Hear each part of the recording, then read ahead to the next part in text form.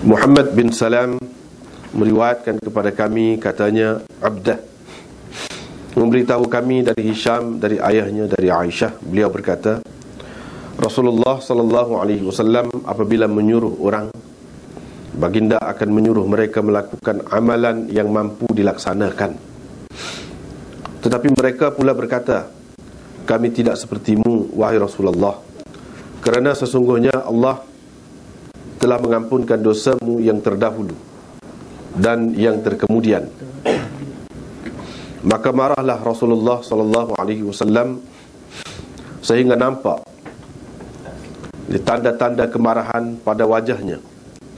Kemudian baginda sallallahu alaihi wasallam bersabda, sesungguhnya yang paling bertakwa dan yang paling tahu tentang Allah di antara kamu adalah aku.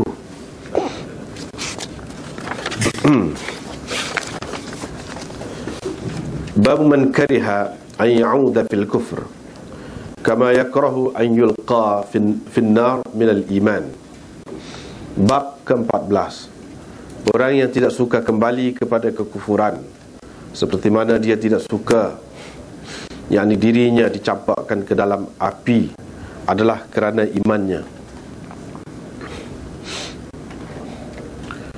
Wa bihi qala haddatsana Sulaiman bin Harb qala haddatsana Syu'bah an Qatadah an Anas bin Malik radhiyallahu anhu an Nabi sallallahu alaihi wasallam qala thalathun man kunna fihi wajada halawatal iman man kana Allah wa rasuluhu ahabba ilayhi mimma siwahuma wa man ahabba 'abdan la yuhibbuhu illa lillahi 'azza wa jalla wa man yakrahu an ya'uda fil kufr ba'da idh anqadhahu Allah minhu kama yakrahu an yulqa fin nar.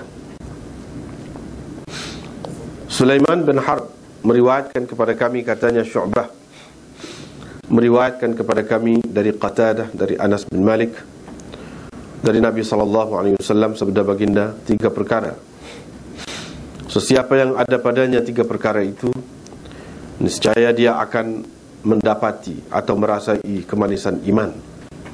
Pertama, Allah dan Rasulnya lebih disayanginya daripada sesuatu selain keduanya. Dan kedua, dia mengasihi seseorang, tidak dikasihinya orang itu melainkan kerana Allah. Dan ketiga, dia tidak suka kembali kepada kekufuran setelah Allah menyelamatkannya dari kekufuran itu, seperti mana dia tidak suka dirinya dicampakkan ke dalam api. Tengok sekali.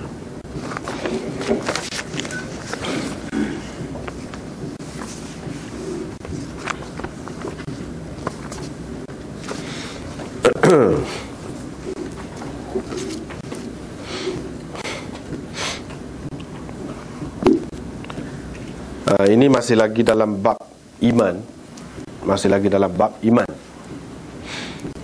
Dan seperti mana kita maklum, Imam Bukhari dalam Kitabul Iman ini, dia itulah yang asasnya, iaitu dia nak tolak pendapat Murji'ah yang mengatakan amalan tidak berarti, tidak bermakna apa-apa, tidak berguna kepada seseorang itu. Kalau seseorang itu sudah beriman, cukup, tak ada amalan baik. Begitu juga amalan yang buruk ataupun maksiat tidak memberi kesan kepada iman itu. Buat macam mana maksiat sekalipun, tidak ada apa-apa terjejas iman itu. Jadi maksud Imam Bukhari seperti mana kita sudah maklum dalam bab-bab yang lepas, itulah yang utamanya. Kemudian seperti telah kita sebutkan sebelum ni, iaitu Imam Bukhari ni tajuk dia tu yang istimewa, yang berbeza daripada kitab-kitab yang lain. Adapun hadis itu banyak daripadanya serupa juga dengan kitab-kitab hadis yang lain. Cuma tajuk dia tu, dia nak cerita, nak sampaikan maksud dia tu dengan membuat tajuk yang tersendiri. Tajuk itulah yang perlu difahami, baru kita faham, baru kita faham maksud dia tu. Kalau tidak, tak faham. Itu yang jadi susah sikit Bukhari. Ada beberapa perkara Bukhari ni, Sahih Bukhari ni dia susah, kerana salah satunya tajuk dia tu kadang-kadang kita tengok tidak sesuai pada zahirnya, tidak sesuai dengan hadis yang dikemukakan, dengan apa yang hendak dibuktikan olehnya. Jadi untuk kita nampak kesesuaian dia tu, munasabah dia tu, terpaksa kena hurai di situ, kena perjelaskan. Kalau tidak, kita nampak mana pada zahirnya kadang-kadang lah tidak sesuai. Misalnya tajuk ni, itu yang pertama. Yang kedua, selalu juga kita jumpa dalam Sahih Bukhari ni, dia pengulangan hadis dia, bulan hadisnya. Banyak tu sebenarnya tidak banyak sangat, tetapi dia berulang-ulang. Dia berulang-ulang hadis dia tu. Itu pun menimbulkan kemuskilan juga kepada orang yang tidak mengaji Sahih Bukhari ni. Apa jadi berulang? Sedangkan kita tengok dalam kitab-kitab yang lain tidak lagu tu. Itu yang kedua. Yang ketiga, kadang-kadang yang menyebabkan jadi susah nak faham Sahih Bukhari ni, dan memang kena mengaji lah, kena belajar. Kalau tak mengaji, boleh dikatakan tak faham lah, tak faham Bukhari ni. Yang ketiganya, sebab dia selalu ringkaskan hadis dia. Selalu sepatutnya dia sebut panjang, dia peringkas.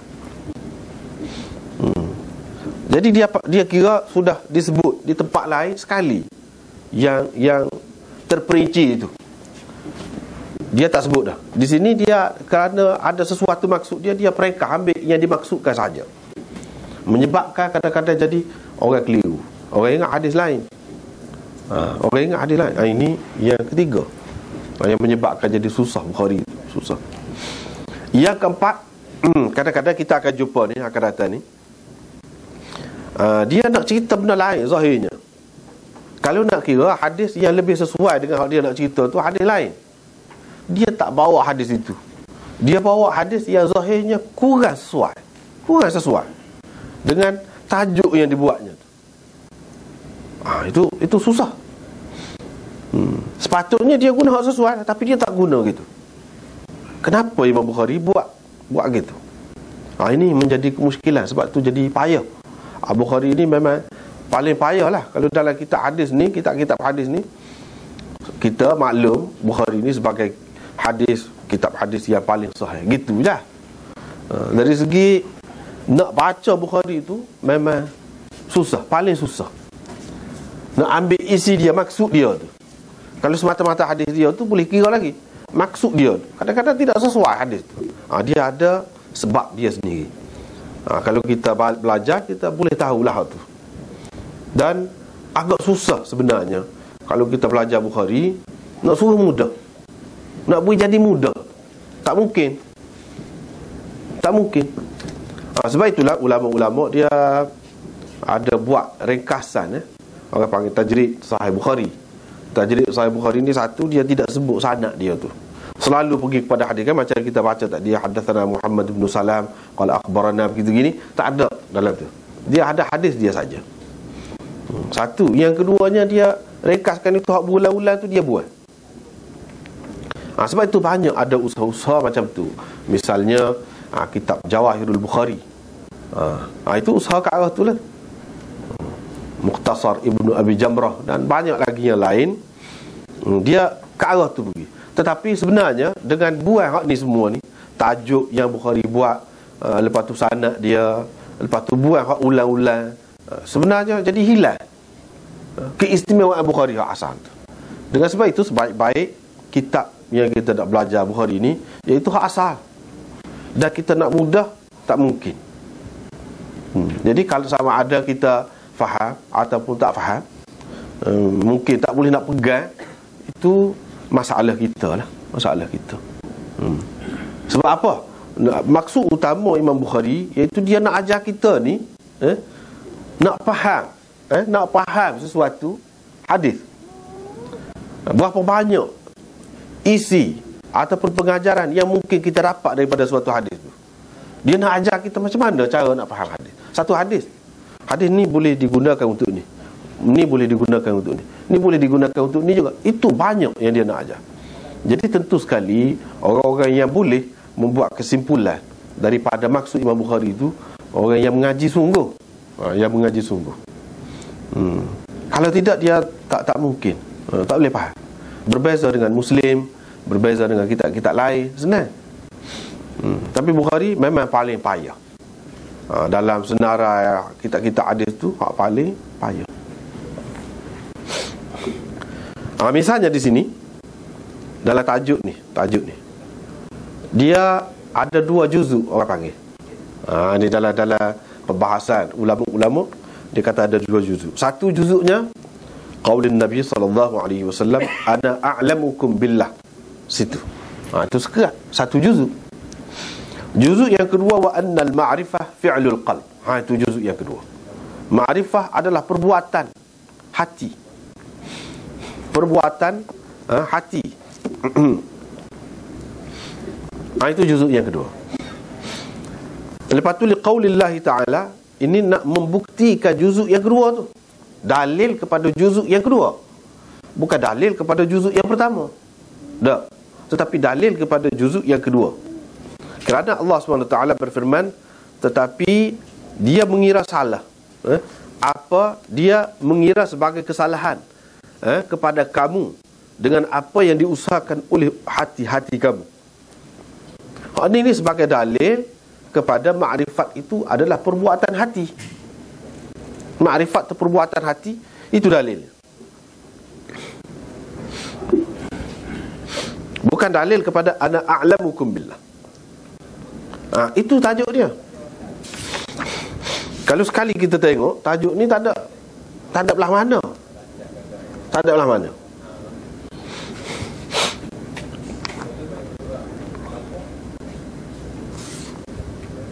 Kita tengok dalam hadis dia, hadis dalam bab ni,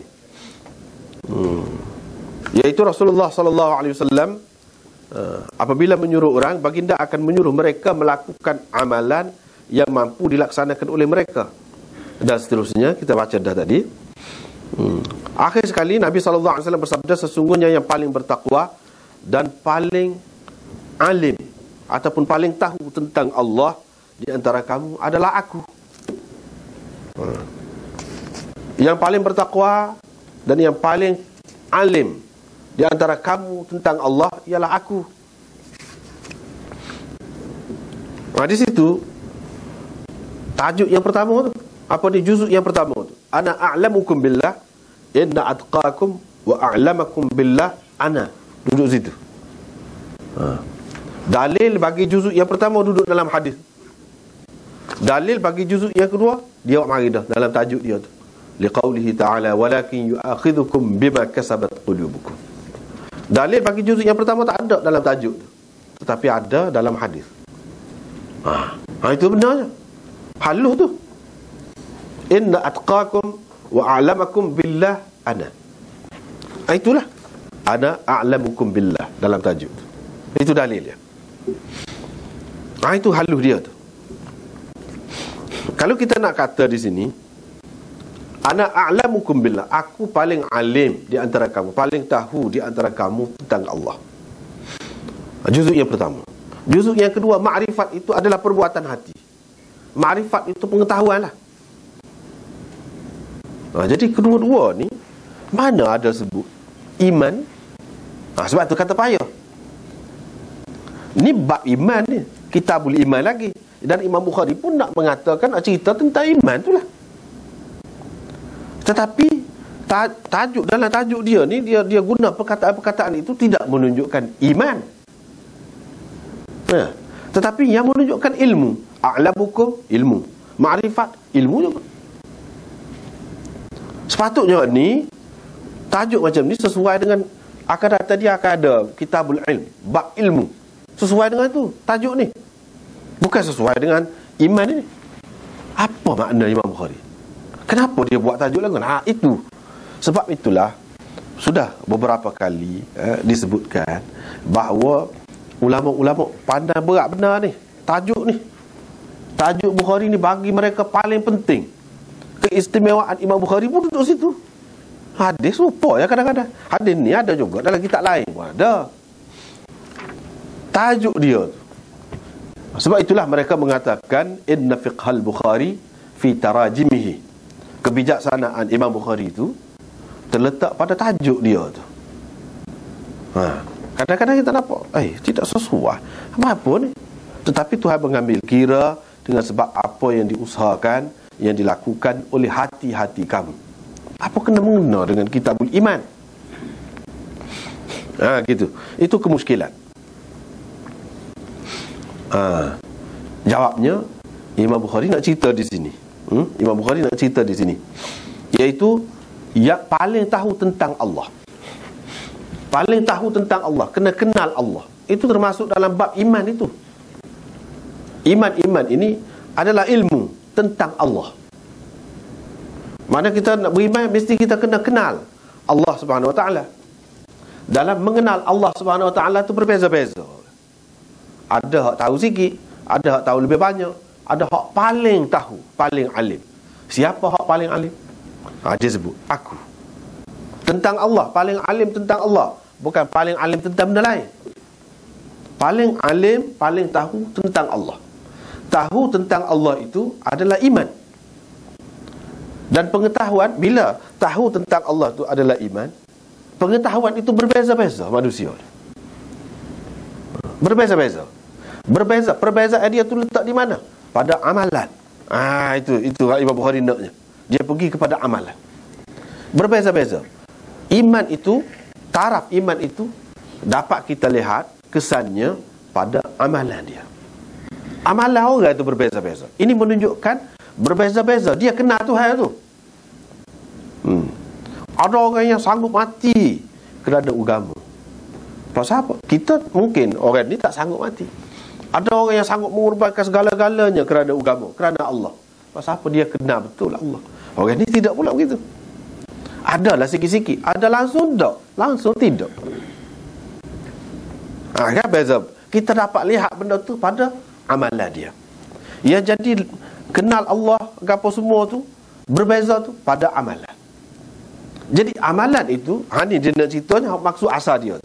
Bila amalan itu berbeza dan menyebabkan orang tu dikatakan tahu sikit tentang Allah, orang ni lebih tahu tentang Allah, orang ni paling tahu tentang Allah, kerana amalan itu menunjukkan amalan itu ada kesannya. Ada kesannya, ada pengaruhnya terhadap iman. Inilah orang katakan iman itu bertambah, iman itu berkurang. Dari segi mana? Dilihat dari sudut amalan dia tu, sebagai juzuk kepada iman, ataupun sebagai bukan juzuk tetapi kesan kepada iman itu. Hal tu kita dapat lihat. Jadi orang-orang Murji'ah kata amalan tu tak ada guna, macam mana? Sedangkan kita tengok orang yang lebih iman dia tu apabila lebih amalan dia tu lah, dalam segala-galanya lebih. Hak tu lah maknanya dia lebih kenal terhadap Allah SWT. Itu hak Imam Bukhari naknya. Dia nak tolak Murji'ah tu, nak tolak Murji'ah.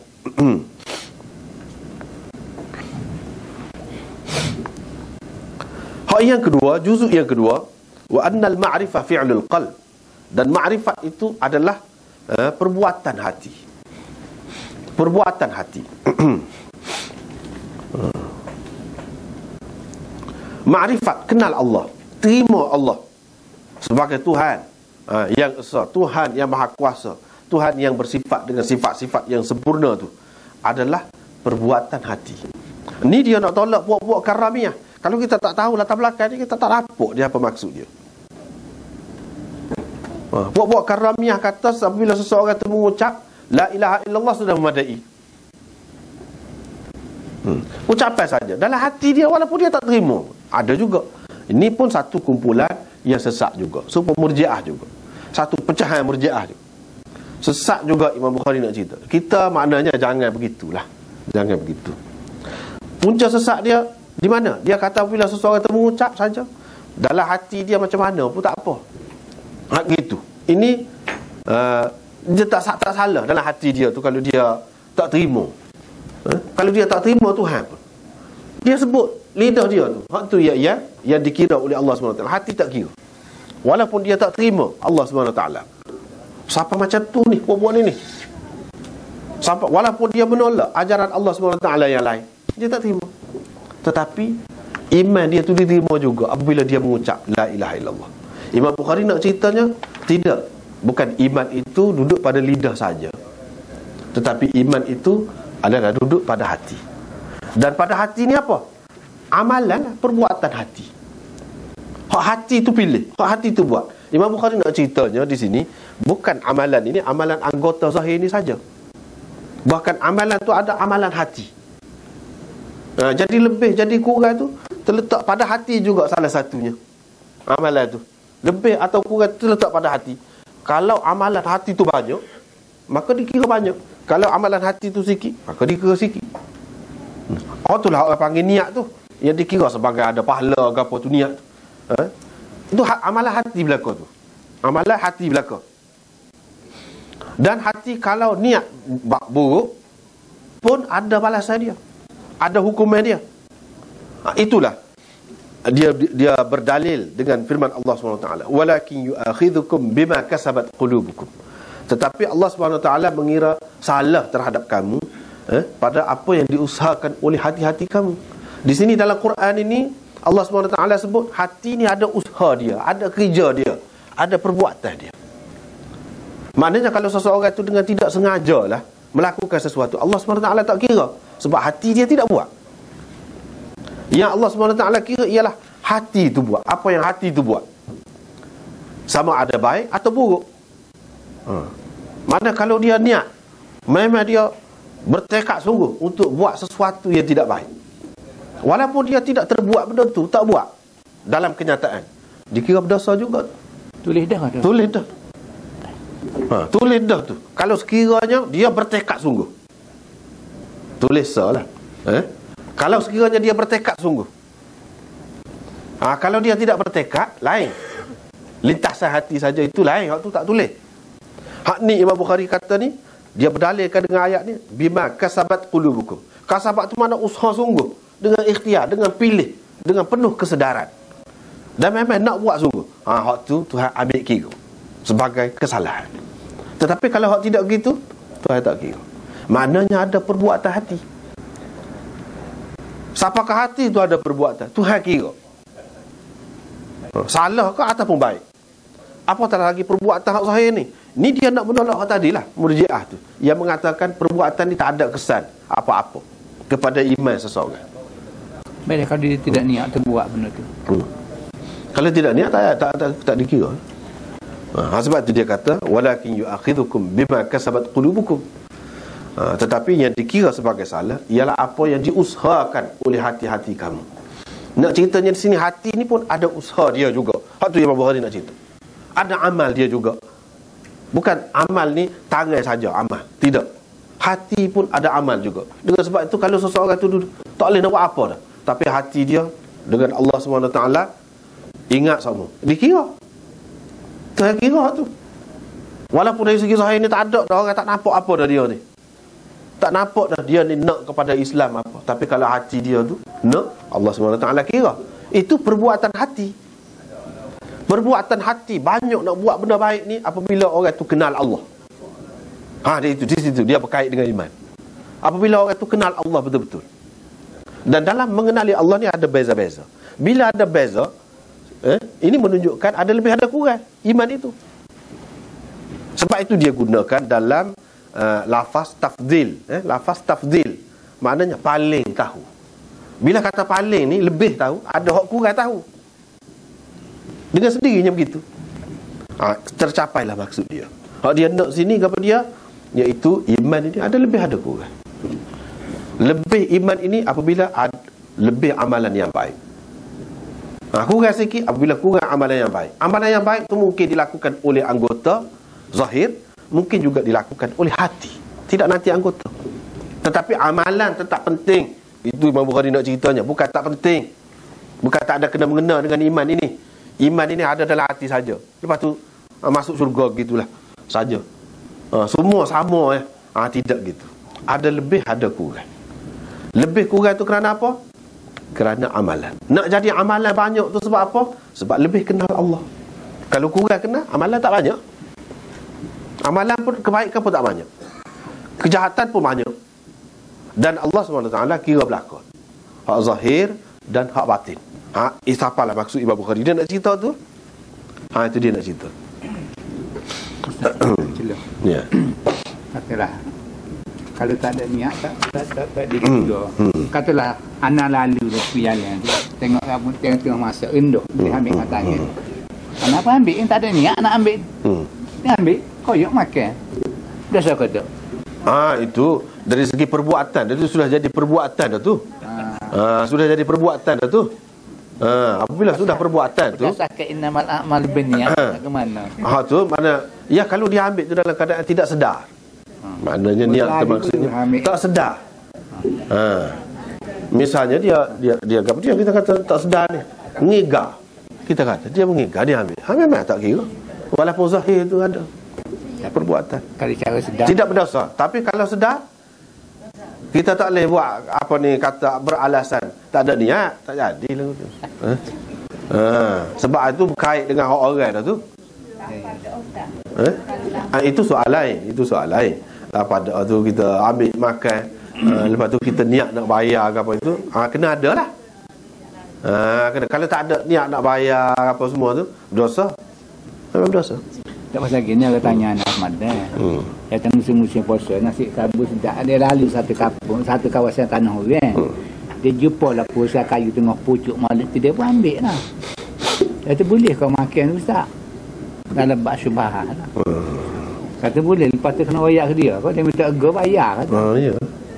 Jadi hak ni, ini pun berkait dengan bulan puasa ni, hak dekat kita nak adab ni. Dah. Misalnya makan nasi kan, tapi adakah kita niat nak buka puasa ke, tak say puasa ke, niat gitu.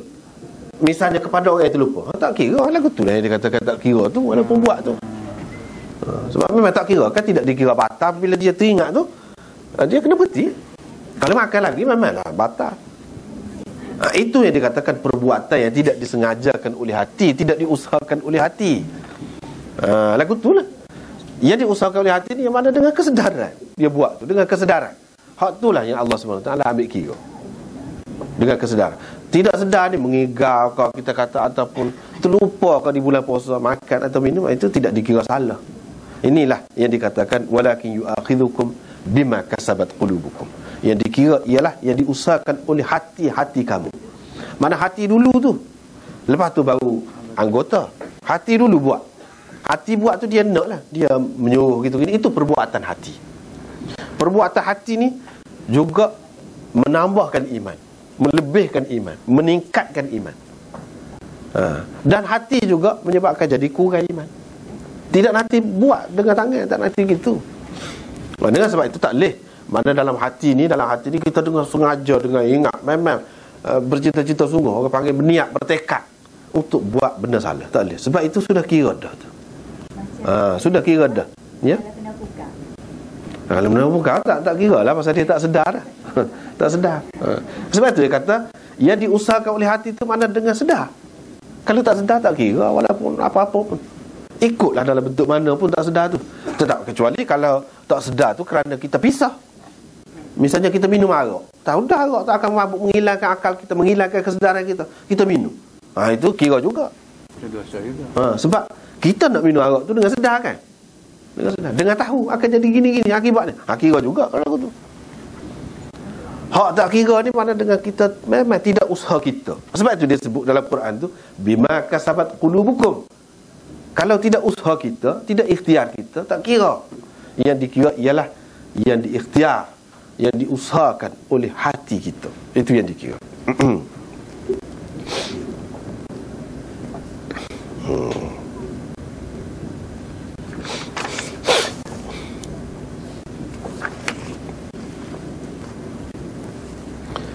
Lepas tu kita pergi kepada hadis. Kita pergi kepada hadis. Mula-mula ni kita tengok perawi mula-mula ni. Itu faedahnya. Kalau kita tengok kitab Bukhari yang lengkap seperti yang kita baca ni, dia ada sanad dia tu. Kalau orang panggil tajrid Bukhari, dia tak ada. Tajrid Bukhari tu tak ada sanad dia. Tak ada sanad dia tu kurang, sebab kita tak boleh tahu. Ia kata Bukhari tu lebih-lebih sebab sanad dia tu lah. lebih daripada hak lain. Hadis tu kadang-kadang serupa hadis tu. Jadi lebih kerana sanad dia. Kita nak berkenalan walaupun tidak dengan semua lah. Tidak dengan semua, setengah-setengah. Di sini hak mula-mula tu, perawi hak mula-mula tu guru kepada Imam Bukhari. Siapa dia? Haddatsana Muhammad bin Salam. Haddatsana tu Imam Bukhari kata, Muhammad bin Salam cerita kepada kami. Siapa Muhammad bin Salam itu?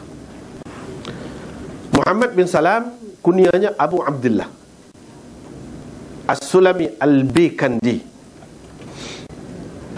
Selain daripada Imam Bukhari, terima hadis daripada dia Sufyan bin Uyainah dan lain-lain tokoh ulama hadis terima hadis daripada dia.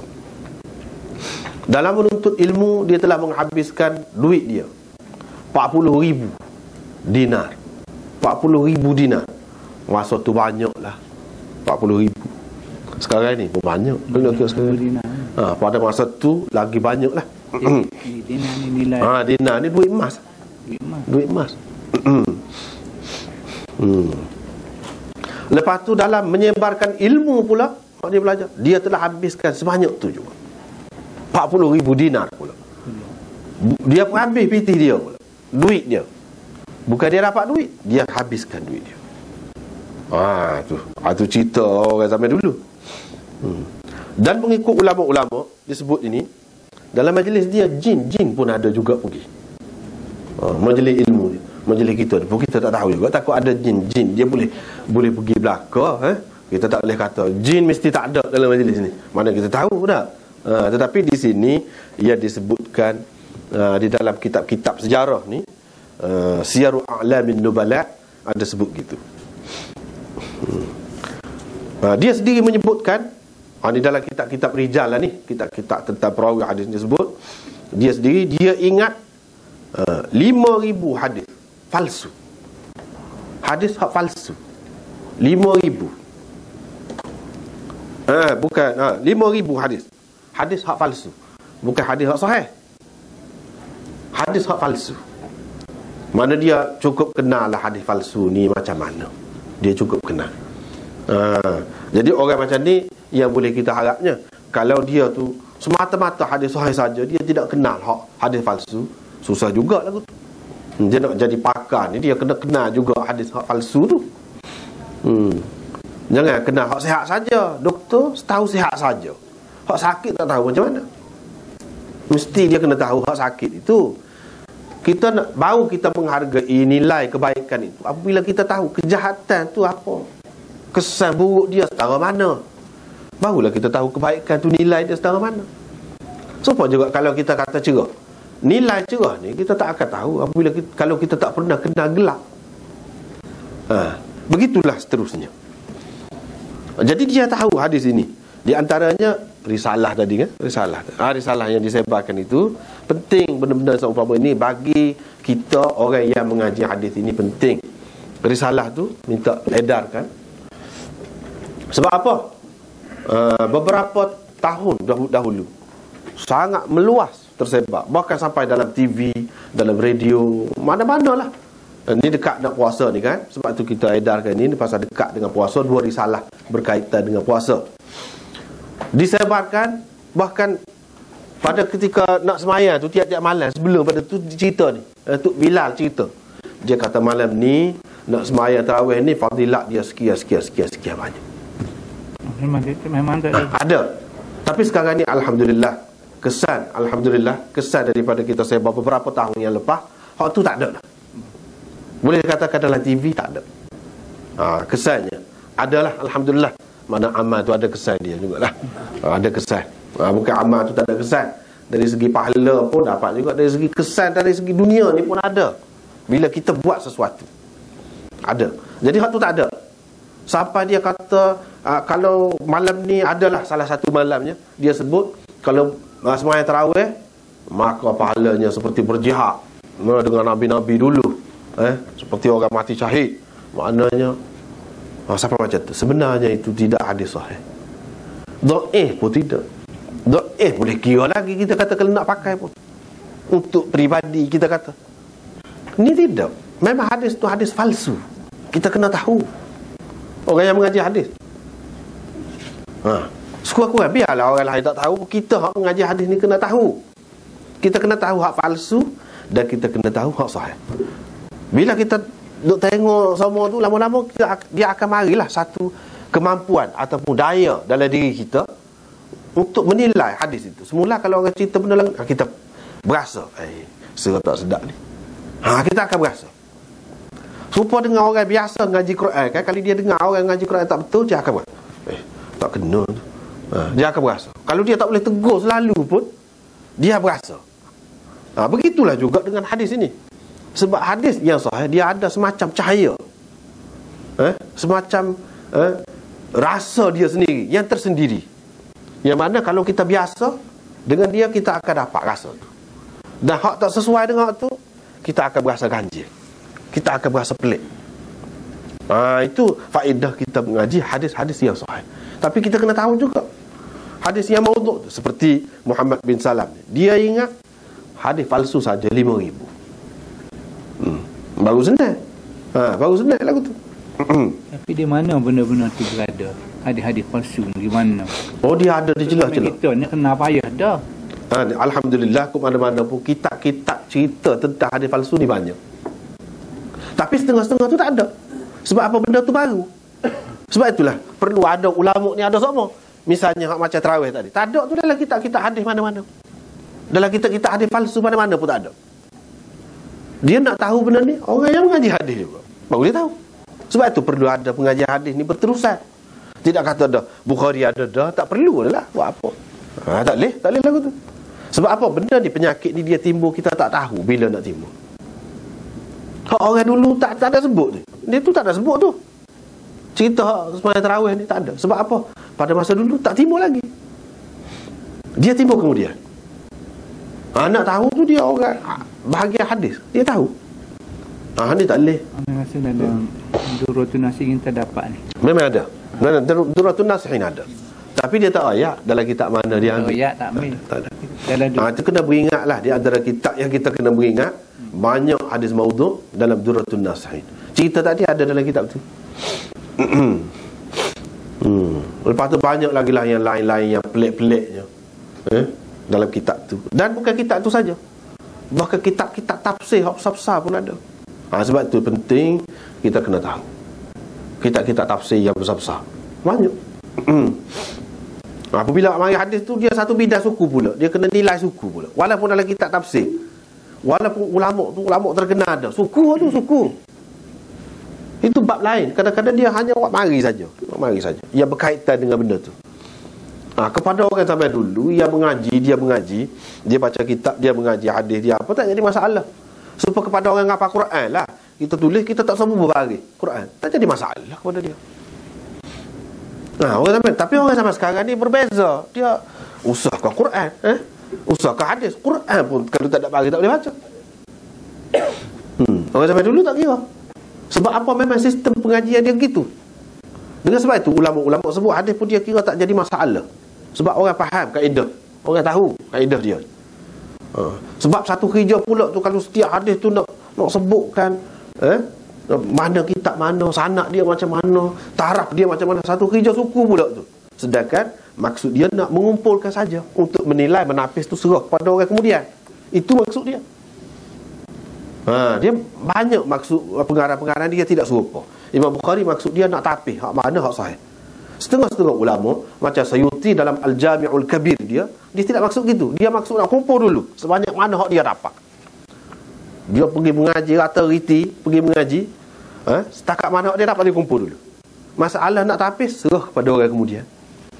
Itu jadi.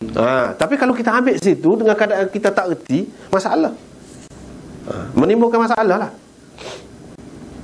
Ini nak cerita di sini, dia ni 5,000 hadis. Lepas pada tu, dalam menuntut ilmu ni banyak sekali lah tempat yang dia pergi, merantau ke sana kemari, dan dia pun ada meninggalkan beberapa karangan dia. Pernah satu ketika, ini kisah dia duduk dengar hadis daripada tok guru dia. Tu zaman dulu kan tulis dengan pensel begitu ya, pensel. Kalau pakai pen pun kena dawat tu, kena celup dawat. Tiba-tiba pensel dia tu patah. Pensel dia tu patah, tengah duduk menyalin guru dia tu sampaikan hadis, pensel dia tu patah. Bila dia patah, dia istihala tu. Siapa nak jual? Satu pensil, 1 dinar. Dia takut terlepas untuk guru dia. Gaduh dia. Mahal lah 1 dinar tu, 1 pensil tu. 1 dinar tu mahal sangat lah. Kita kata pensil tu, kita kata berapa sen sekarang ni? Katakanlah 20 sen. Katakanlah 20 sen. Siapa dia nak jual 1 pensil dengan harga 100? Ada kau orang jual lagu tu, nak beli lagu tu. Maka orang marilah pensil cepat-cepat ke dia beramal, dia ambil. Sebab apa? Dia takut tinggal.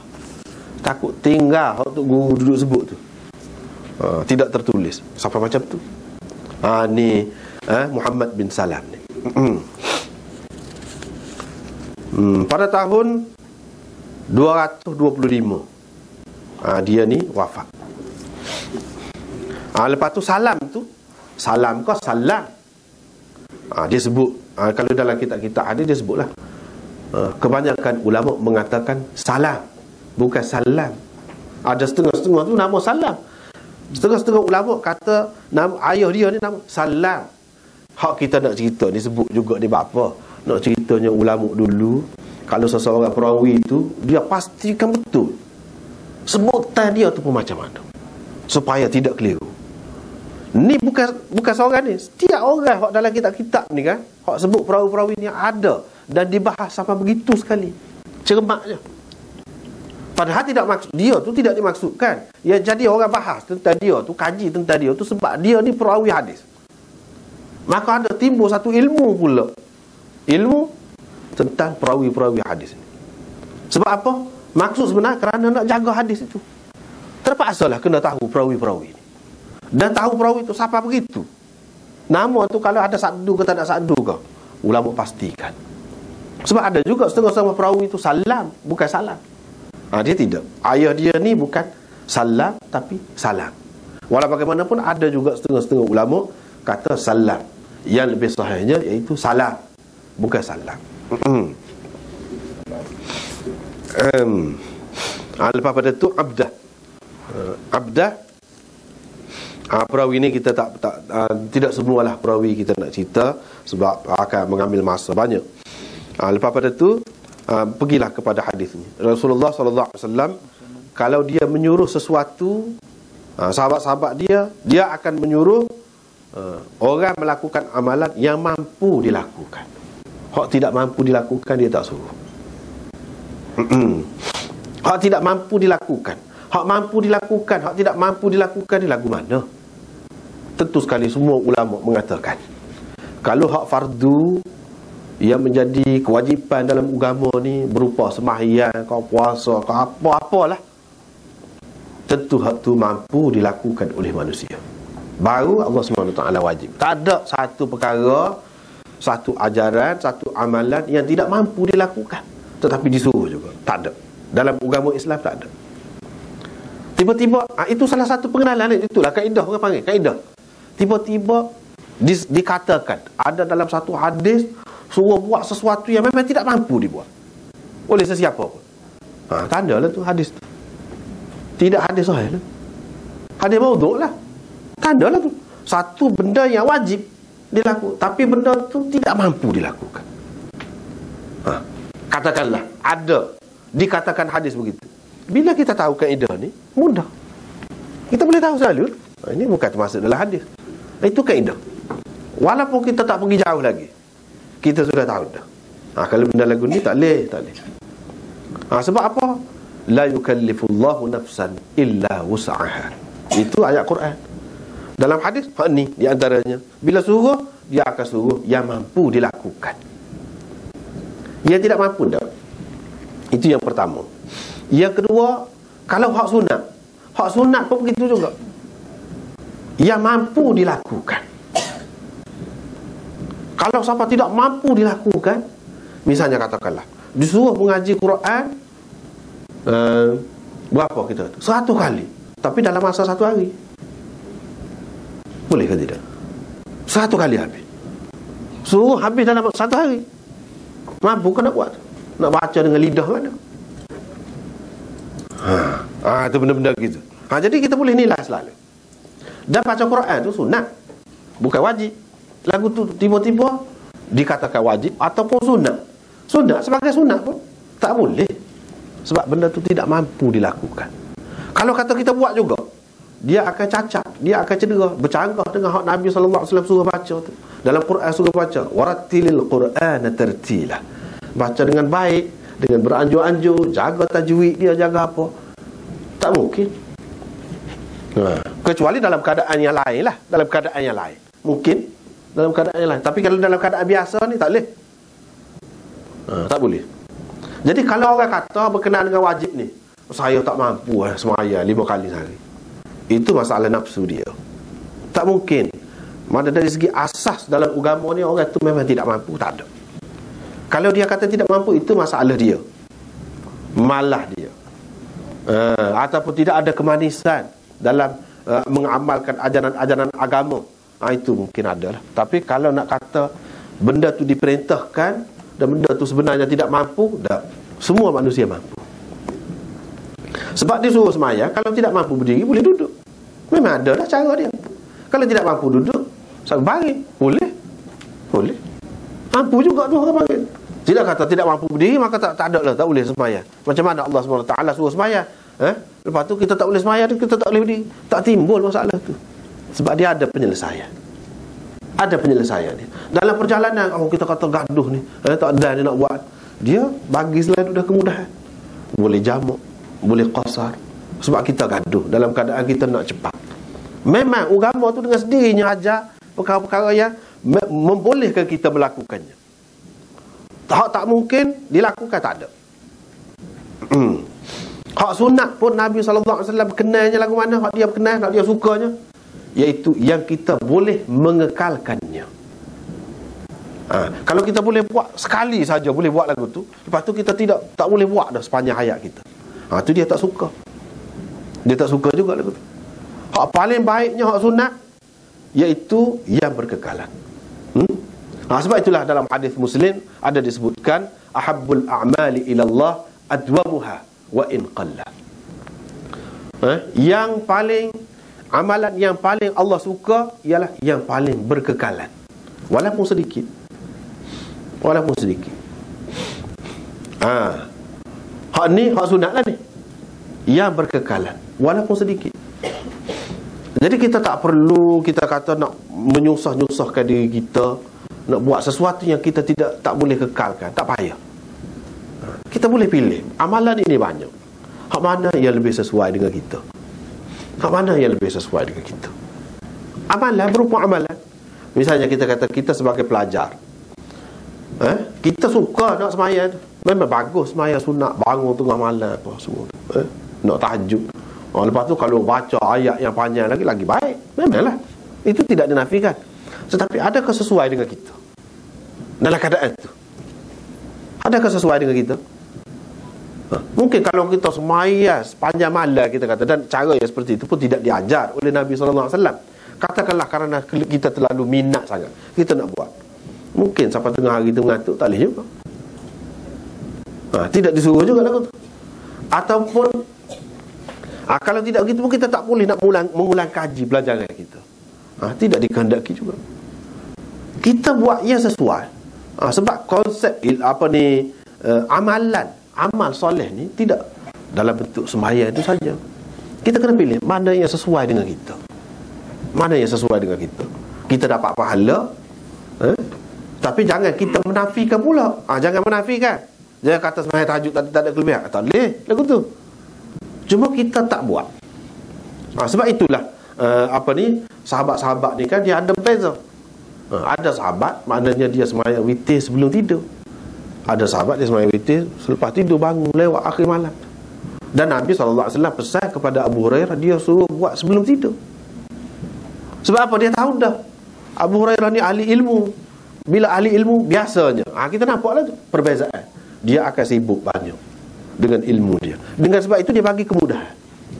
Bagi kemudahan. Mana Nabi SAW bagi paduan ini tidak serupa pada sahabat-sahabat dia. Kenapa tidak serupa? Sebab keadaan orang itu tidak serupa. Situlah kita tengok. Kita kena sesuaikan diri kita. Semua tu dikehendaki belaka. Menuntut ilmu pun dikehendaki, ibadat pun dikehendaki. Jadi kita kena pilihlah ibadat dalam bentuk ilmu. Hak tu hak lebih sesuai. dengan kita. Dalam konteks kita hari ni boleh kita buat sebelum tidur pun. Betul. Boleh. Boleh.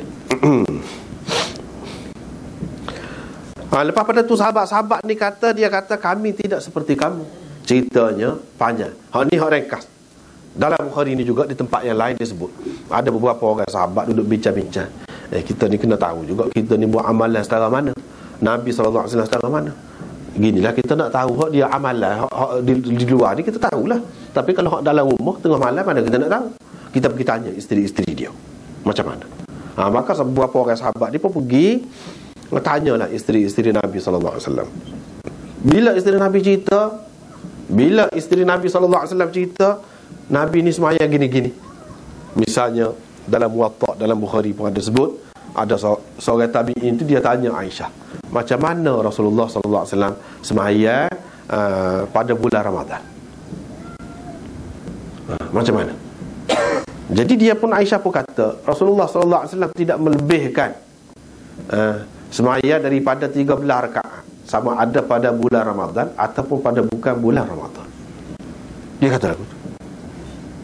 Rasulullah SAW tidak melebihkan semaya dia pada waktu malam daripada 13 rakaat, sama ada pada waktu malam ataupun 11 rakaat. Dalam setengah riwayat itu 11 rakaat, sama ada pada bulan Ramadan ataupun bukan bulan Ramadan. Dia kata gitu. Jadi bila sebut gini, misalnya kalau kemukakan hadis itu, tentu sahabat-sahabat merasa sikit lah. Ka'annahum taqalluha. Dalam riwayat itu dia sebut semacam mereka menganggap ataupun berasa sedikit lah hak Nabi SAW buat itu. Berasa sedikit. Maka ada yang kata kita ni tak boleh nak banding dengan Nabi. Di mana kita, di mana dia. Dia tu Allah SWT telah mengampunkan segala kesalahan dia, sama ada hak dahulu dan hak kemudian. Kita ni tidak lagu tu. Kalau lagu tu aku nak semaya sepanjang malam. Seorang tu kata. Seorang tu pula kata aku nak puasa sepanjang tahun. Seorang tu pula kata ana a'tazilun nisa fala atazawwaj abadan. Aku tak sih duduk dengan perempuan. Kata dia, aku tak sih menikah sepanjang hayat. Kata dia begitu. Bila begitu orang ceritalah kepada Rasulullah, ada sahabat-sahabat ni duduk kecek gitu. Bila begitu dalam riwayat Nabi SAW panggil dia. Panggil. Apa cerita ni? Kamu kata lagu ni. Dia kata betul, kami kata lagu tu. Nabi SAW pun kata, ni hak dia kata ni. Hak dia kata ni. Hak dia kata ni. Di sini inna atqakum wa a'lamakum billah ana. Sini dalam riwayat ni. Dalam riwayat yang lain, dalam Bukhari juga ada sebut, dan dalam kitab-kitab lain dia ada sebut. Kamu kata lagu ni betul ke? Dia kata betul, kami kata lagu tu. Nabi SAW pun kata, ni hak dia kata ni. Hak dia kata ni. Hak dia kata ni. Di sini inna atqakum wa a'lamakum billah ana. Sini dalam riwayat ni. Dalam riwayat yang lain, dalam Bukhari juga ada sebut, dan dalam kitab-kitab lain dia ada sebut. Antumul ladzina qultum kadza wa kadza. Kamu hak kata begini-begini? Kalla wallah inni la akhsyakum lillah wa atqakum lahu lakinni asumu wa uftir wa usalli wa arqud wa atazawwaju an-nisa faman raghiba an sunnati falaysa minni. Itu hadisnya. Dia kata, jangan sekali-kali, jangan, demi Allah janganlah buat lagu tu, kata dia. Sesungguhnya aku paling takut kepada Allah di antara kamu ni, dan aku paling bertakwa kepada Allah di antara kamu. Tetapi aku juga berpuasa, aku berbuka, aku bersembahyang, aku juga tidur, kata dia. Aku juga berkahwin dengan perempuan, aku juga berkahwin, kata dia. Faman raghiba an sunnati. Oleh itu sesiapa yang tidak suka kepada sunnah aku, hak cara aku tunjuk itulah, falaysa minni, bukan dia dari kalanganku. Itu yang disebutnya. Nabi SAW bahkan dalam riwayat kita baca ni marah. Dia marah sehingga nampak kemarahan, tanda kemarahan pada wajahnya. Nampak marah. Sebab apa marah? Di sini ada beberapa perkara. Nabi SAW marah. Lepas tu sahabat-sahabat kata, kamu tidak serupa, kami tidak serupa dengan kamu. Kamu telah diampunkan dosa oleh Allah SWT, hak dulu dan hak kemudian. Ada banyak perkara tu. Kami tidak seperti engkau. So, yang keduanya, Allah mengampunkan dosa engkau yang dulu dan kemudian. Nabi ni berdosa ke pula? Tidak maksum ke ni Nabi?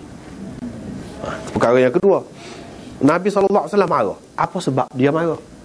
Itu perkara yang ketiga. Lepas pada tu dia kata, aku yang paling bertakwa di antara kamu, dan aku yang paling tahu tentang Allah di antara kamu. Hak tu Imam Bukhari naknya. Tapi ada beberapa perkara di situ. Ada beberapa perkara. Yang pertama, sahabat kata, kami tidak seperti kamu. Nabi SAW hak marah tu, di antara sebab marah tu sebab kata tak seperti kamu. Tak seperti kamu tu dia boleh keliru tu banyak tu kalau kata tak seperti kamu. Maknanya seseolahnya Nabi ni bukan manusia kah? Kami tidak seperti kamu. Kamu Nabi-Nabi, ataupun kamu tu, engkau tu maksudnya Rasulullah saja. Kamu tidak seperti kami, tidak manusia. Tidak manusia. Jadi situ salah dah situ. Kalau kata tidak manusia. Sedangkan dalam Quran Allah SWT ajarkan suruh Nabi raya, innama ana basyarum mithlukum, aku manusia seperti kamu. Ya, sebab kita tekankan hak ni dan dalam hadis ni pun dia ada sebut dah. Bila kata gini Nabi marah, banyak dah contoh. Dalam Quran pun ada sebab. Kalau Imam Bukhari dulu Murji'ah, dia duduk tentang, dia duduk marah, dia duduk tajuk-tajuk ni nak tuju situ saja. Sekarang ni banyak pula. Hak zaman Imam Bukhari tak ada. Ada pula ajaran-ajaran sesat yang lain, banyak pula. Kalau di Pakistan dan di India, dia ada satu kumpulan, orang panggil kumpulan Berelwi. Ni hak baru. Baru pula lama dah juga.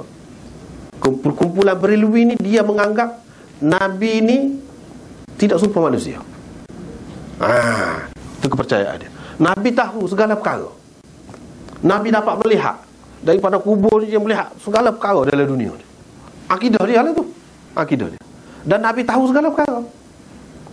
Jadi bercanggah dengan hadis-hadis kan banyak kita jumpa Nabi SAW tak tahu benda ni.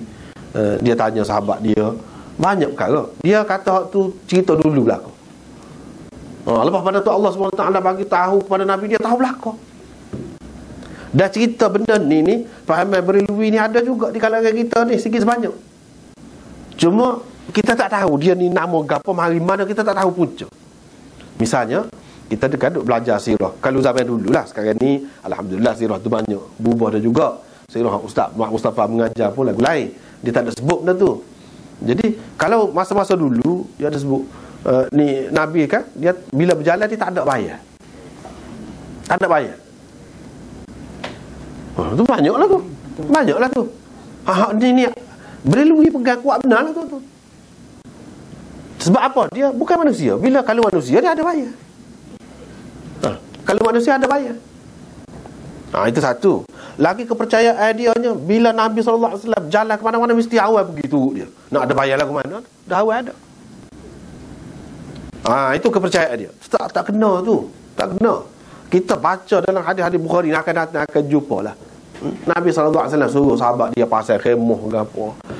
Sahabat-sahabat pasal kain di atas pokok tu nak suruh teduh Nabi. Kalau awal ada dah, suruh pasal awak kepada dia.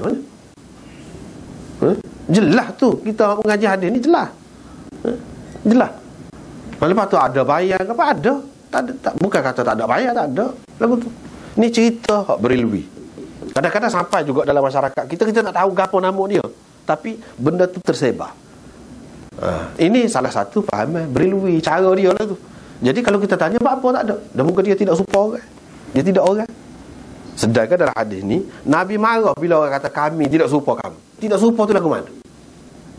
Tak makan kau? Makan. Lepas tu tak kahwin kau? Kahwin. Lepas tu tak serupa mana? Tak serupa dari segi mana? Di sini tentulah sahabat ni kata tidak serupa ni bukan sebab Berelwi anggap tu. Tidak. Tu cerita baru. Tidak serupa tu dari segi, sebab tu dia cerita. Selepas tu, kamu telah diampunkan oleh Allah SWT. Tak ada berdosa. Bila kami ni ada berdosa, sepatutnya kami kena buat lebih lagi lah. Kok tu dia perginya. Sebab dia kata tak serupa tu dari segi Nabi ni tidak berdosa, kita ni berdosa. Nabi maksum, kita tidak maksum. Dari segi tu kok tidak serupa. Lagu tu memanglah. Memang tak serupa sungguh Nabi. Dari segi tu dia maksum, kita tidak maksum. Dari segi tu memang tidak serupa. Hak tu memang akidah ahli sunnah wal jamaah. Memang Nabi dia maksum. Bukan Nabi kita saja, tetapi Nabi-Nabi yang lain pun juga maksum. Situ timbul perbahasan tentang maksumnya Nabi. Jadi maksumnya Nabi ni, terpelihara. Maksum tu maknanya terpelihara Nabi ni daripada melakukan dosa, sama ada besar ataupun kecil. Terpelihara. Allah SWT jamin. Sebab kalau tak ada jaminan ini kan, macam mana kita nak yakin dengan agama ni? Boleh jadi hak siapa ni, hadis ni ke misalnya, ataupun hadis lain kau tak betul. Itu tujuan ada sifat ismah ni, sifat maksum ni, sifat ismah ni. Orang yang ada sifat ismah tu orang panggil maksum. Iaitu untuk kita ni puas hati, yakin bahawa agama yang sampai kepada kita ni benar-benar terpelihara. Quran yang sampai kepada kita ni benar-benar terpelihara. Kalau tidak, mungkin orang akan ragu. Itu sebab termasuk dalam asas usul agama, usuluddin, iaitulah kita mempercayai nabi-nabi ni maksum. Dan tidak ada hak lain yang maksum. Tidak ada hak lain yang maksum.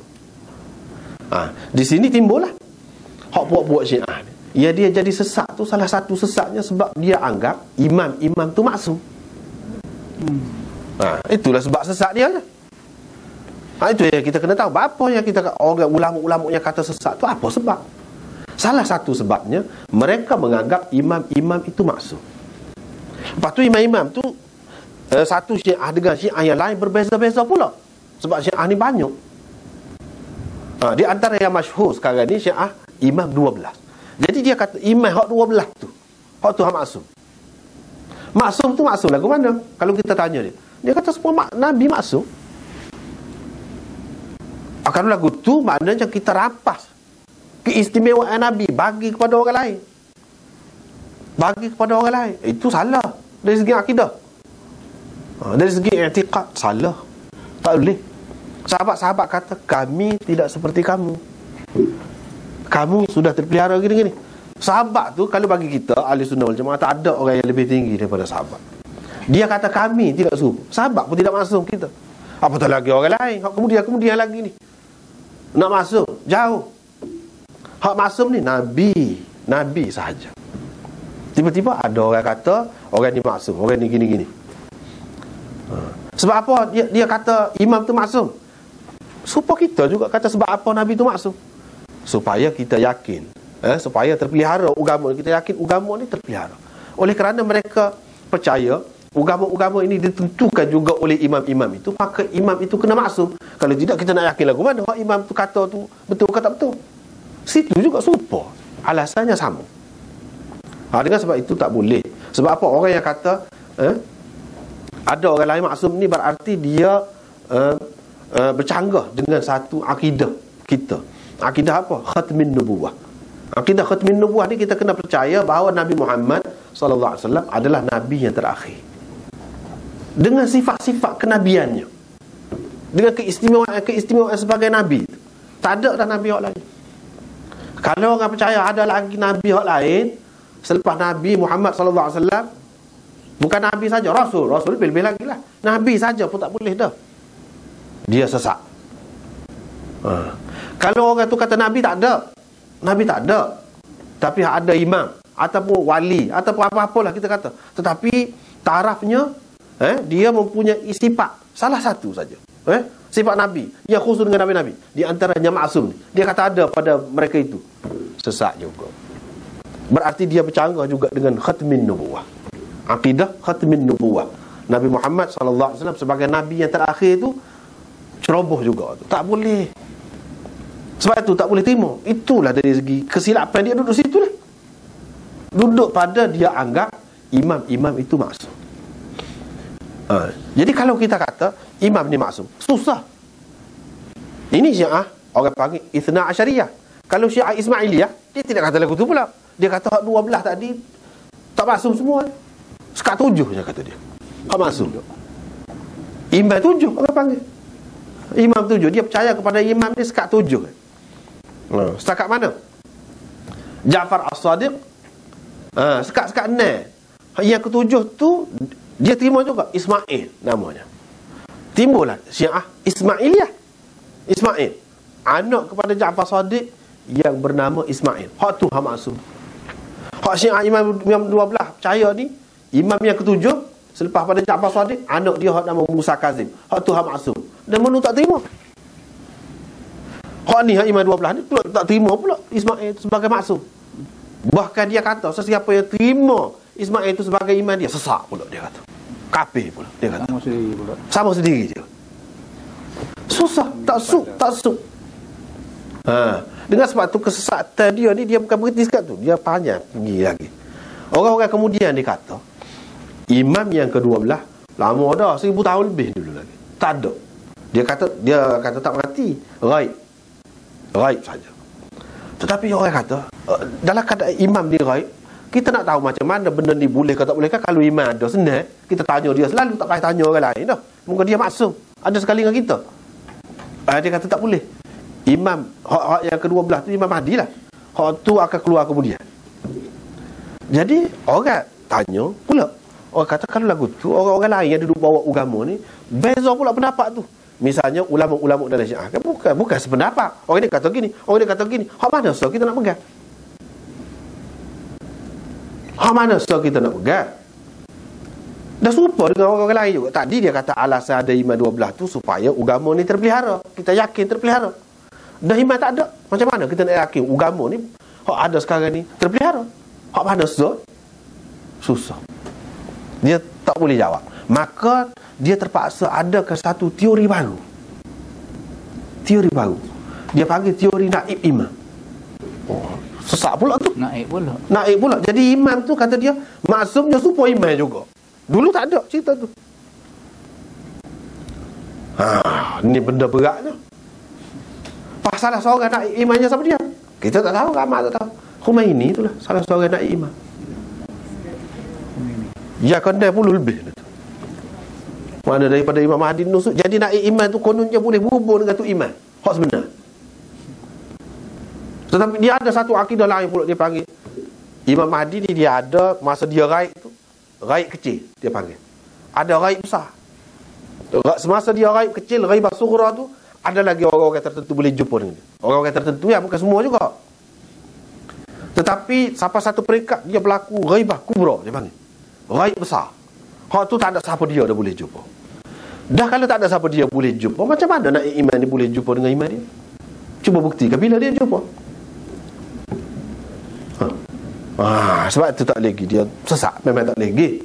Asal dia hanya puncanya pasal dia bui sifat ismah tu kepada orang lain selain daripada Nabi. Itu puncanya.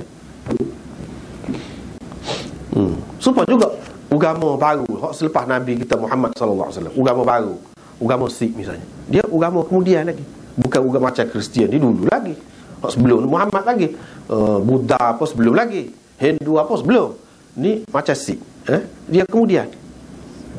Jadi kalau macam Sikh tu, guru Nanak tu, orang-orang dia menganggap macam Rasul Nabi. Kita boleh terima? Tak boleh. Orang Islam sama sekali tak mungkin terima. Tapi kalau Sri Rama, Krishna, orang Hindu pegang, boleh jadi dia Nabi. Boleh jadi. Sebab dia dulu sebelum daripada Nabi. Ada kemungkinan. Cuma orang kemudian seleweng kata dia ni Tuhan. Sebab Nabi Isa lah.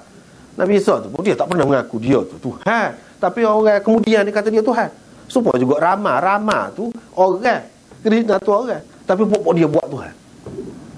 Boleh jadi, boleh jadi. Tetapi kalau macam guru Nanak, tidak boleh jadi, mustahil bagi kita orang Islam. Sebab apa? Dia selepas Nabi Muhammad sallallahu alaihi wasallam. Selepas Nabi tak ada siapa boleh mengaku sebagai Nabi. Kalau mengaku tak betul. Itu kaedah kita. Kalau tidak mengaku sebagai Nabi, atas nama wali ke, atas nama imam ke, ada sifat Nabi pun tak boleh. Sifat Nabi lah mana? Dia dapat wahyu misalnya. Itu keistimewaan Nabi tu. Khusus untuk dia. Kita kata orang lain dapat wahyu, sesat. Ilham lain. Dia dapat ilham, saya dapat ilham. Tak apa tu. Ilham lain. Wahyu lain. Wahyu ni khusus dengan Nabi saja. Tiba-tiba ada orang kata, dia dapat wahyu. Tak boleh. Sesak dah tu. Tak boleh lagi. Banyaklah sifat-sifat. Walaupun dia tidak kata dia tu Nabi, tapi dia dapat wahyu. Tak boleh. Sebab itu khusus dengan Nabi. Wahyu ni dia sesuatu yang lebih tinggi jauh. Sebab tu dalam Bukhari ni dia start dengan kitabul wahyi. Dia nak cerita wahyu tu, hakikat wahyu. Apa bezanya dengan benda lain? Apa bezanya dengan benda lain? Jadi kalau kita perhati di sini, itu akidah kita. Nabi-nabi ni maksum. Hak maksum Nabi ni duduk mana? Dalam Quran pun ada, dalam hadis pun ada. Di antaranya hadis yang kita duduk baca ni, sahabat-sahabat tahu. Memang semua tahu. Kami tidak seperti engkau. Engkau terpelihara daripada dosa dahulu dan kemudian. Allah Subhanahu Wa Taala ampunkan. Cuma dia sebut ampunkan itu mengelirukan. Mungkin seseolahnya Nabi ni ada melakukan dosa. Macam mana? Jadi tidakkah akidah kita tu Nabi ni tidak melakukan dosa? Dia terpelihara daripada dosa besar dan kecil. Walaupun sebenarnya kalau kita pergi bahas masalah ismah Nabi ni, panjang pula ceritanya. Hak ni saja pun sehari ni tak habis. Hak tu saja tu. Maksum dia tu lah ke mana? Masa kecil sebelum jadi Nabi setara mana maksum? Tu banyak perbahasannya. Kita tak usah pergi jauh kat situ. Cuma nak cerita selepas jadi Nabi, pendapat yang muktamad, yang sahih, iaitu Nabi-Nabi ni dia tidak melakukan dosa besar dan dosa kecil. Tetapi dalam hadis ni kita nampak Allah telah mengampunkan dosa engkau yang dahulu dan kemudian. Apa makna? Allah telah mengampunkan dosa engkau yang dahulu dan kemudian. Ini macam Nabi SAW ni berdosa juga, serupa dengan orang lain. Cuma Allah SWT ampunkan. Di sini tidak menunjukkan dia tu maksum. Cuma kalau maksum pun sebab Allah SWT ampunkan lah. Orang lain boleh jadi Allah SWT tidak ampunkan. Nabi ni Allah SWT ijtihada dia tu sudah diampunkan. Jadi itu mengelirukan apa makna ni. Allah mengampunkan. Liyaghfira lakallahu ma taqaddama min dhanbik wa ma ta'akhkhar. Dalam ayat pun dia ada sebut juga lagu tu. Serupa dengan hadis ni. Salah satu kita nak tahu hadis sahih ni, tanda dianya serupa dengan Quran. Ada lafaz lebih kurang maksud dia lagu tu juga dalam Quran. Itu salah satu tanda hadis itu adalah hadis yang sahih.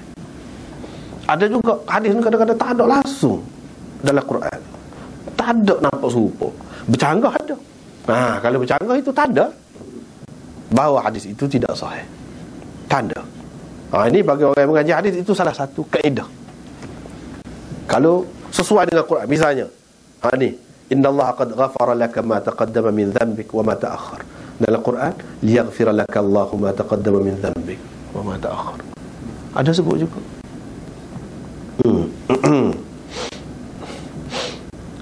Jadi ada sebut juga. Serupa tu satu tanda bagi kita orang yang mengaji hadis bahawa hadis ini hadis sahih. Memang pun ada dalam Bukhari ni, hadis ni memang pun ada. Cuma makna dia tadi tu apa makna? Yang pertama, ada setengah-setengah ulama dia kata liyaghfira lakallahu ma taqaddama min dhanbik, ini bukan makna Allah SWT mengampunkan dosa engkau, tetapi dosa umat engkau.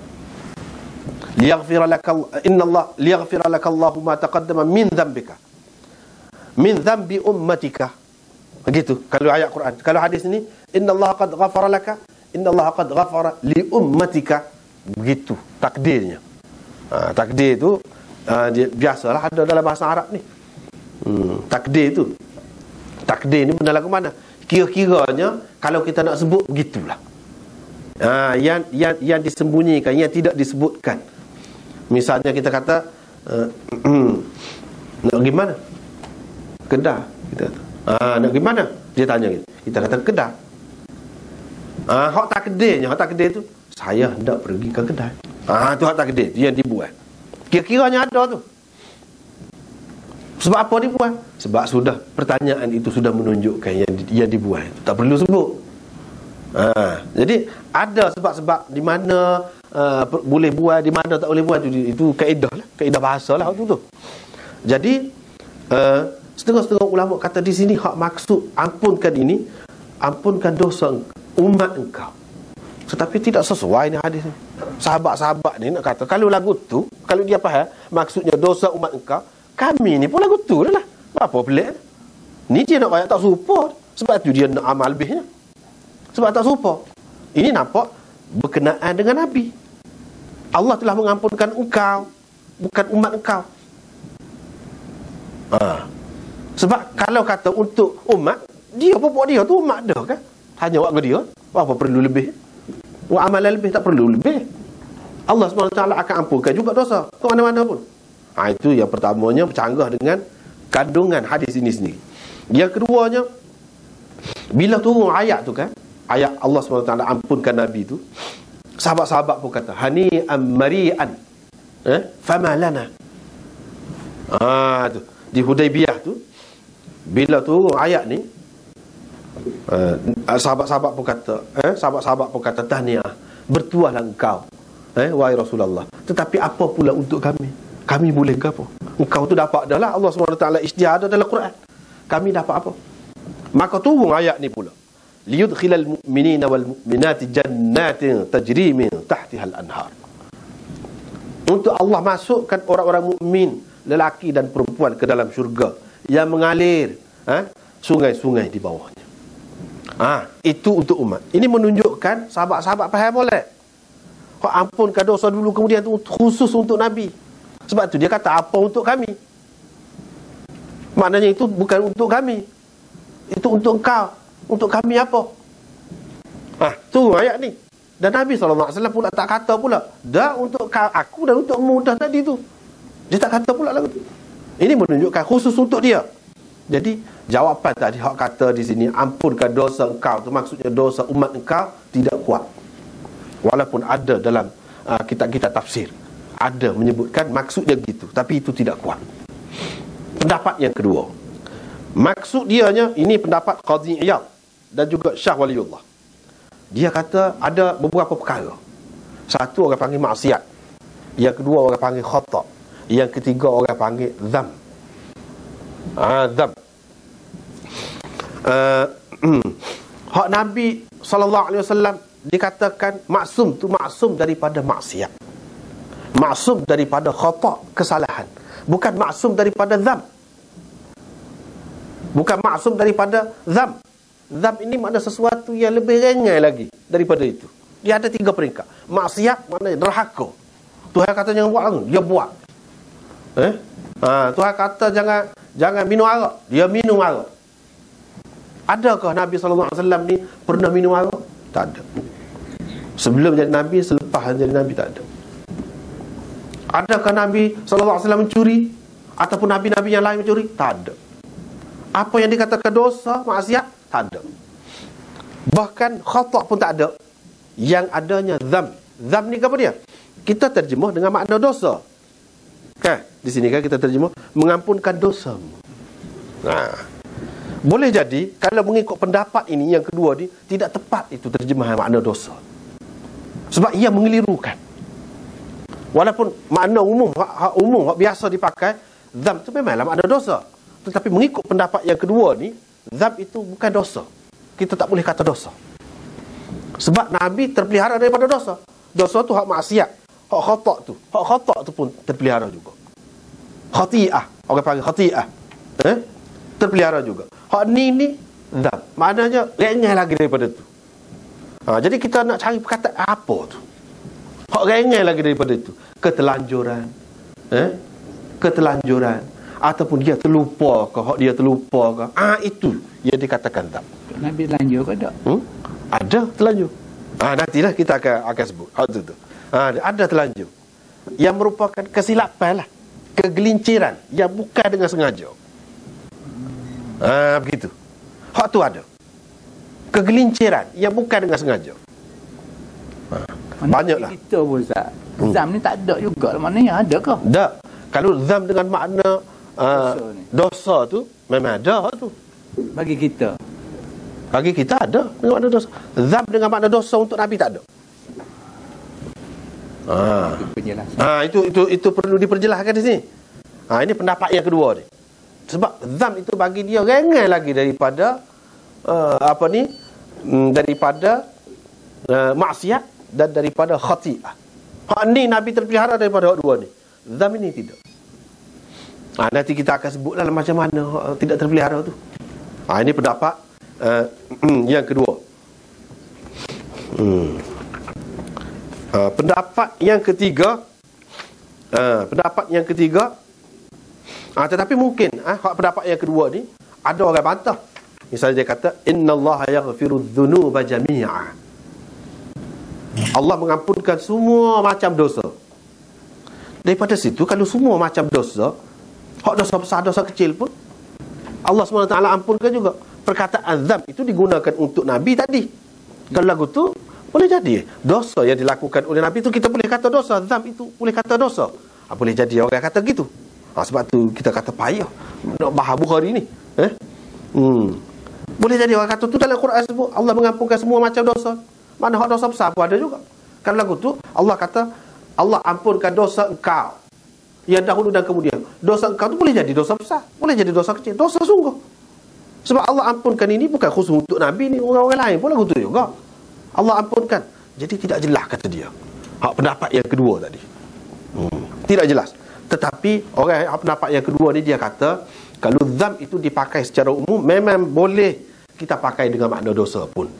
Tetapi kalau dzam itu dibandingkan dengan tiga perkataan ni, maksiat, khati'ah, dzam, maka dzam ini dia dengan makna lain, bukan dengan makna dosa tu.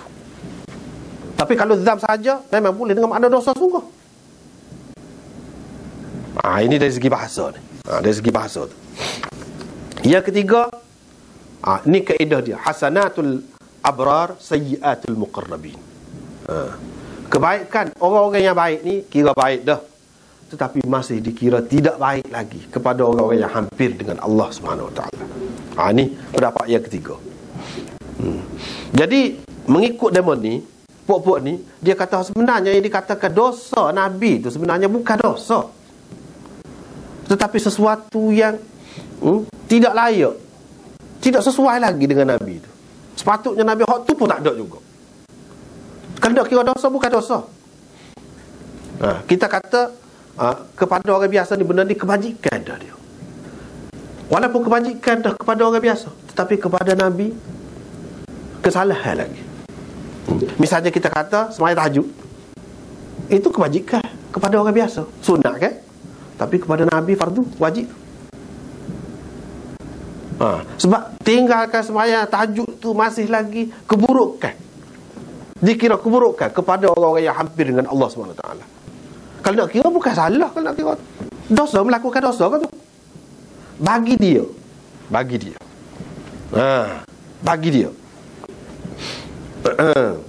misalnya kita kata kepada orang biasa kesalahan setara ni.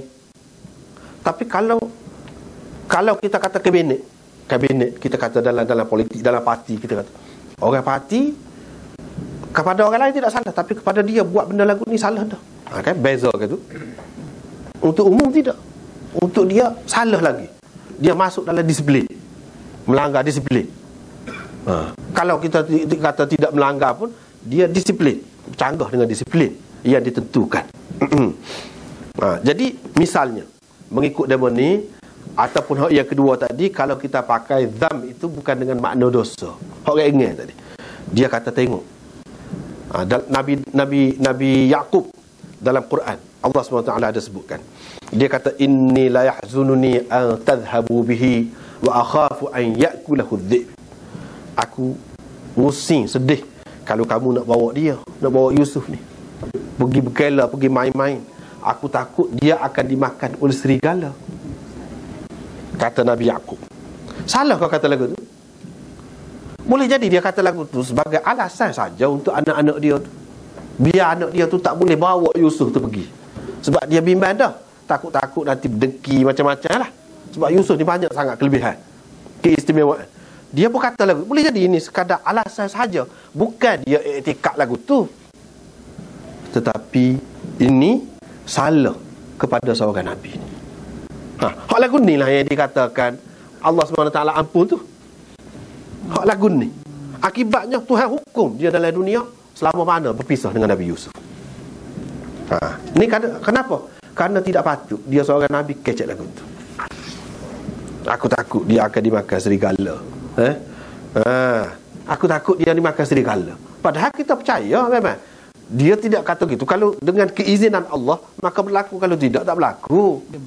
Dia kata lagu tu tak boleh dah mengelirukan seorang Nabi. Akibatnya tengok selama mana dia terpisah dengan anak dia Yusuf. Itu contoh yang kedua. Contoh yang pertama. Contoh yang kedua, Nabi Musa pernah ada salah seorang pengikut dia di kalangan umat dia lah, tanya dia, wahai Nabi Allah, pasal hari tu dia cakap tu banyak, kena pelik-pelik lah, memang hebat lah.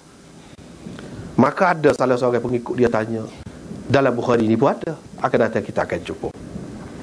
Tanya, ayyun nasi a'lam. Cuba rakyat, siapa kau paling alim? Siapa kau paling alim? Nabi Musa pun kata, aku orang paling alim. Tuhan tak kena. Tuhan tak kena. Padahal betul, tak salah tu kalau nak kira tu. Dia kata tu berdasarkan, dia kan Rasul, mana ada lagi orang lain yang lebih besar, dia lah lebih tahu tentang agama ni. Kalau dia kata tak salah tu. Tapi Tuhan tak sibuk kecek lepas gitu kepada seorang Nabi, tak sesuai. Dengan sebab itu Tuhan hukum dia, so pergi cari, jumpa dengan, pergi cari Khadir, hamba-ku, kata dia. Di satu tempat, selama mana kena buat alamat begini-gini lah, tak ada dalam perjalanan, bukan main jauh tu. Dia nak ceritanya, ada lagi benda kamu kena belajar. Jangan ingat muda-muda, ilmu ni luar. Tengok, dia kata lagu tu, padahal dia kata tu pun berdasarkan hak dia tahu daripada Tuhan juga. Tidak salah sebenarnya, bukan dia seorang Rasul. Hak nombor satu, tentulah dia yang lebih tahu. Tuhan tak kena. Itu pengajarannya. Cuba tengok Nabi Yunus pula. Dalam Quran ada sebut, wa dhannuni idh dhahaba mughadiban fa dhanna an lan naqdir alayh. Ingatlah kisah Dhannun, orang yang masuk dalam perut ikan itu. Ketika dia pergi dengan marah, dia ingat, kami tidak berkuasa untuk menangkapnya, kami tidak berkuasa menghukumnya. Dia ingat begitu. Tapi adakah Nabi Yunus ni, dia percaya, dia yakin Tuhan tidak berkuasa? Tak. Seorang Nabi mana dia yakin lagu tu? Orang biasa pun tak boleh lagu tu. Silap dah. Dari segi akidahnya, kalau kita kata Tuhan tidak berkuasa, dengan pergi gitu, maka lepaslah dia. Tak. Kesilapan. Silap Nabi Yunus kata lagu tu. Daripada perbuatan dia tu, mungkin orang boleh sangka begitu. Nabi Yunus ni cerita dia lagu mana? Dia dakwah lama lah, dakwah kaum dia, tak dengar. Ajak juga kepada kebaikan, tak pergi. Kata macam-macam ke dia. Akhirnya Nabi Yunus pun sedih. Dia mecak lah, kita kata. Ngaji. Dia tinggal pokok tu. Dia tinggal.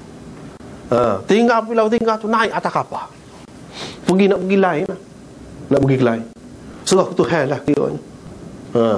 Jadi bila naik atas kapal tu nak tergelar. Jadi nak tergelar. Setiap kali cabut undi kena ke dia macam pelik.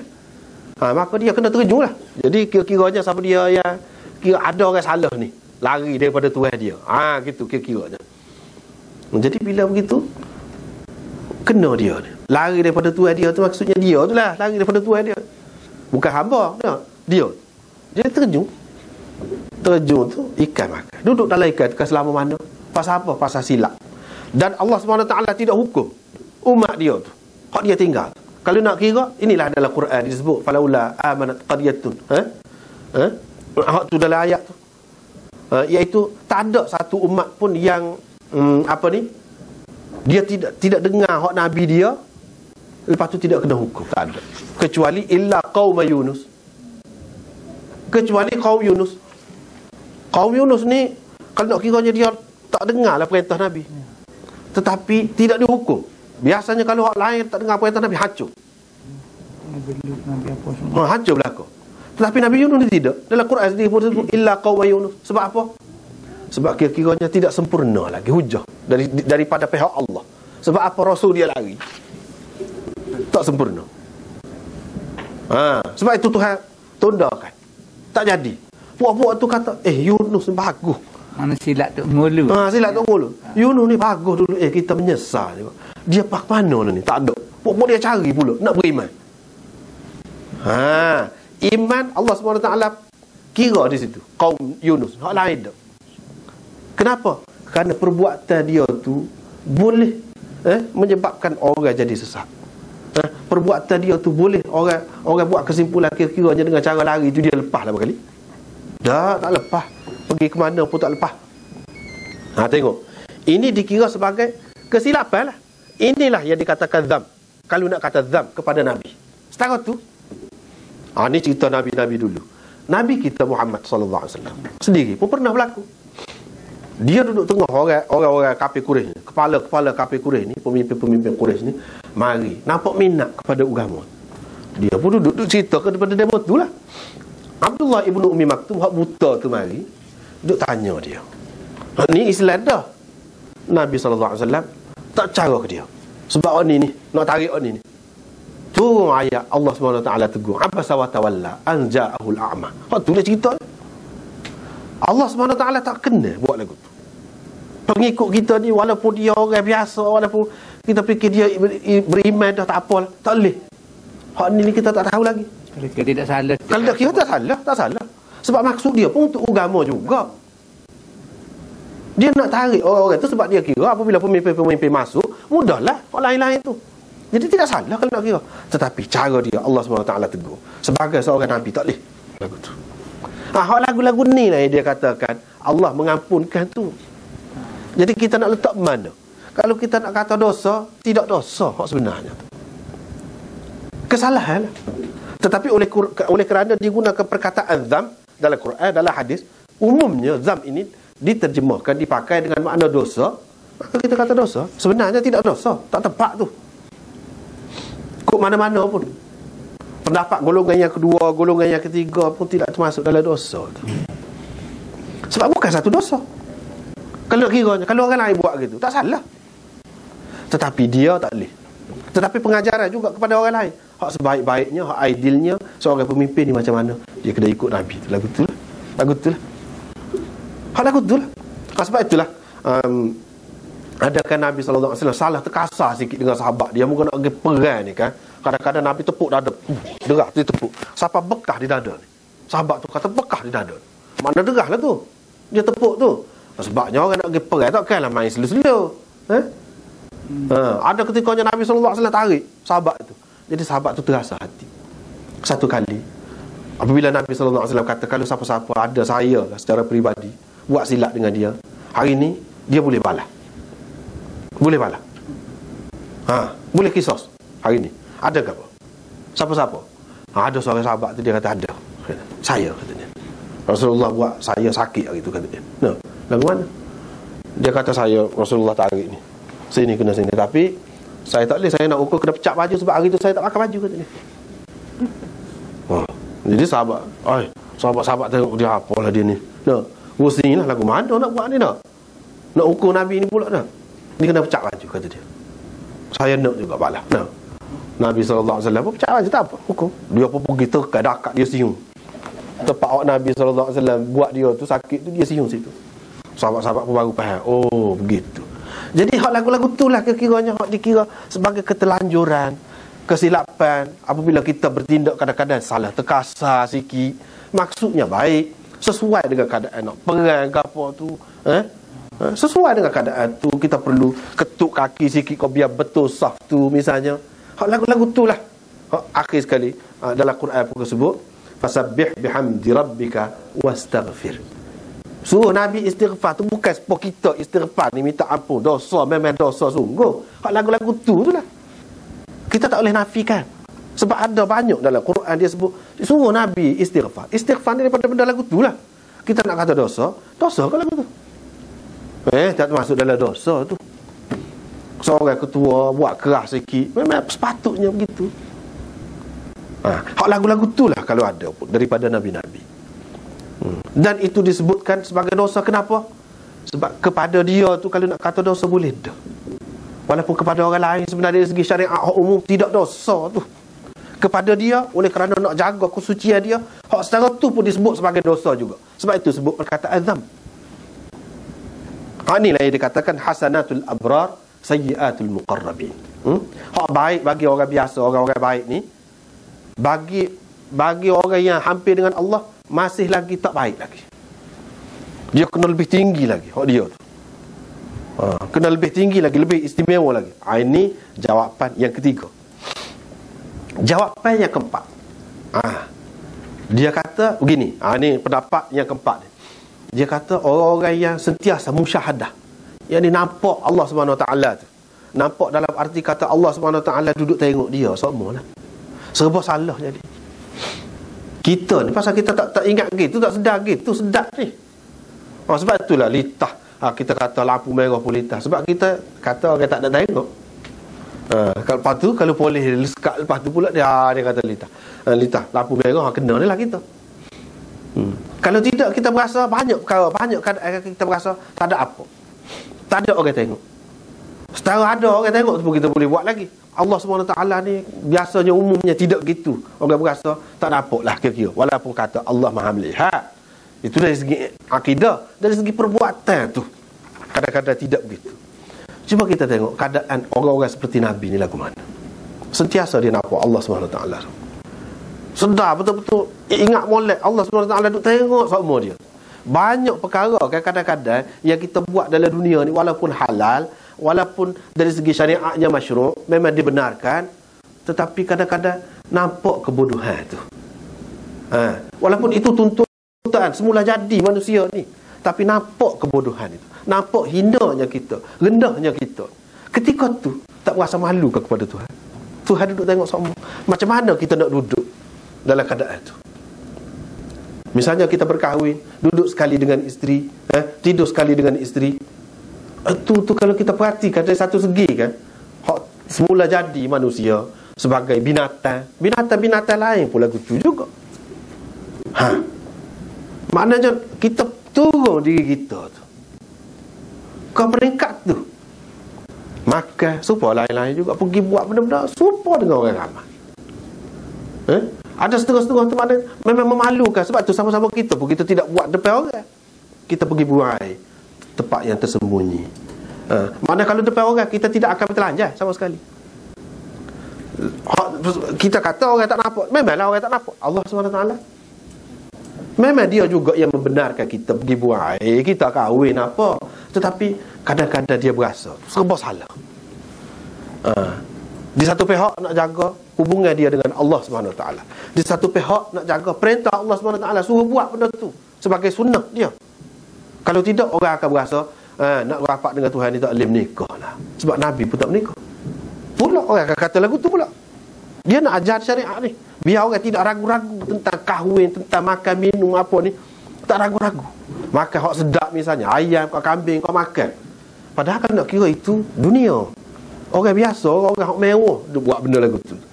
Dia berasa serba salah di situ, hati dia tu. Jadi hak serba salah, dia terpaksa buat dalam keadaan dia berasa bersalah. Tak apa tu. Hak itulah yang dikatakan Allah SWT ampunkan itu. Hak dia berasa bersalah, sebenarnya tak ada salah. Tak ada salah. Lewat ni. Hak ni pun tak habis ni. Jawapan yang kelima kita berhabis ni lah sikit.